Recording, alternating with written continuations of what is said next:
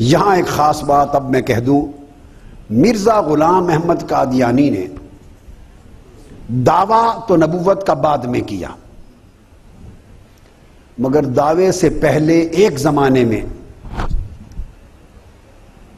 اس کا اپنا عقیدہ یہی تھا۔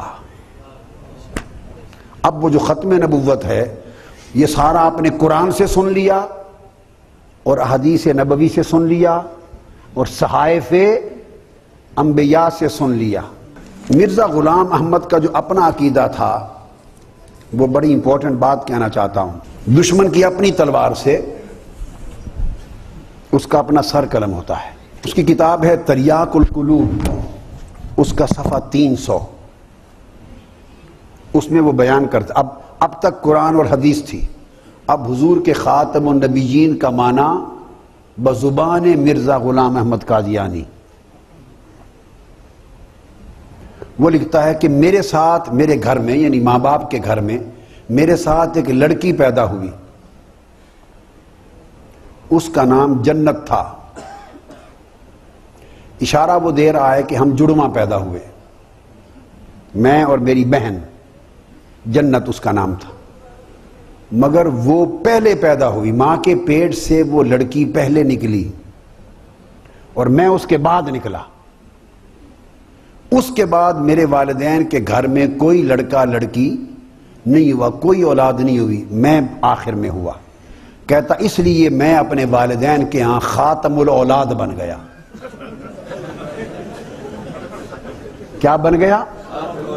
اب آپ دیکھیں اس کے ذہن میں خاتم الاولاد، اولاد کو ختم کر دینے والا، آخری بیٹا، خاتم کا معنی بیان کیا اس نے۔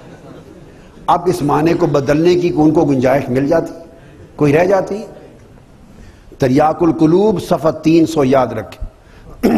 اس کے بعد اگلا حوالہ نمبر 2، مرزا غلام احمد کی کتاب آسمانی فیصلہ صفحہ 2۔ اس میں بیان کرتا ہے، اس کی اپنی تحریر ہے، اس کی اپنی کتاب ہے کہ خدا تعالی جانتا ہے۔ اب اس کی تحریر سنیں، اس کا بیان کہ میں مسلمان ہوں اور ان سب عقائد پر ایمان رکھتا ہوں جو اہل سنت والجماعت مانتے ہیں، اور لا الہ الا اللہ محمد رسول اللہ کا کلمہ اس کا قائل ہوں، اور قبلہ کی طرف نماز پڑھتا ہوں، اور میں نبوت کا مدعی نہیں ہوں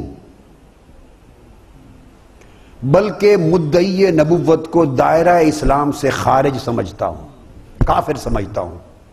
تو جب اس نے دعوی نبوت کیا تو اپنے فتوے سے کیا ہوا؟ کافر۔ تیسرا حوالہ اس کی اپنی کتاب تبلیغ رسالت۔ یہ چند ریفرنسز بڑے غور سے سن لیں، یاد جتنے بھی رہ جائیں مگر کنسپٹ آپ کو پہنچ جائے۔ اس کے حصہ دوم والیوم 2 پیج 44، اس میں بیان کرتا ہے کہ تمام امور میں، جامع مسجد دہلی میں خطاب کرتے ہوئے اس نے یہ کہا، اور پھر اپنی کتاب میں لکھا کہ میں ان تمام امور کا مسلمانوں کے سامنے اقرار کرتا ہوں اس خانہ خدا میں یعنی جامع مسجد دہلی میں کہ میں خاتم الانبیاء کی ختم نبوت کا قائل ہوں، اور جو شخص ختم نبوت کا منکر ہو وہ دین اور خارج از اسلام سمجھتا ہوں۔ تیسری کتاب اس کی وہی تبلیغ رسالت والیوم 2 پیج 20، اس میں کرتا ہے کہ ختم المرسلین صلی اللہ علیہ وسلم کے بعد کسی بھی مدعی رسالت کو میں کافر اور کاذب سمجھتا ہوں، اور میرا یقین ہے کہ وہی یہ رسالت حضرت آدم سے شروع ہوئی اور حضرت محمد مصطفیٰ پر ختم ہو گئی۔ پھر اگلی کتاب حمامت البشرا صفحہ 282، اس میں لکھتا ہے کہ میرے لیے یہ ہرگز جائز نہیں کہ میں نبوت کا دعویٰ کروں اور اسلام سے نکل جاؤں اور کافروں سے مل جاؤں۔ اور پھر وہ بیان کرتا ہے اگلی کتاب، اس کا نام ہے آسمانی نشانی صفحہ 28 پیج 28، وہ لکھتا ہے کہ مجھے ہرگز دعوی نبوت نہیں، میں امت سے خارج نہیں ہونا چاہتا، اور نہ میں حضور کے معجزات کا، ملائکہ کا، نہ لیلۃ القدر کا کسی شے کا انکاری نہیں، حضور کے خاتم النبیین ہونے کا قائل ہوں، یقین کامل رکھتا ہوں، حضور کو خاتم الانبیاء مانتا ہوں، اور حضور کی امت کے لیے بعد میں کوئی نبی یہ نہیں آئے گا، نہ نیا آئے گا نہ پرانا آئے گا، اور قرآن کا کوئی شوشہ یا نقطہ منسوخ نہ ہوگا۔ یہ میں نے آپ کو چند ریفرنسز دیے صرف یہ بتانے کے لیے، بیسیوں درجنوں سینکڑوں حوالوں میں سے، کہ کتنا کھل کر کیٹیگوریکلی اس نے یہ اعلان کیا اور واضح بیان کر دیا کہ جو حضور کے بعد نبی ہونے کا دعویٰ کرے وہ کافر اور خارج از اسلام ہے۔ اور اس نے پھر اس کے اوپر کوئی دلائل بھی قائم کیے۔ اب میں نے جب ایک رخ آپ کو بتا دیا، میں نے آپ کو بتایا کہ بہت سے ریفرنسز میں سے میں نے آپ کو چند ایک ریفرنسز دیے۔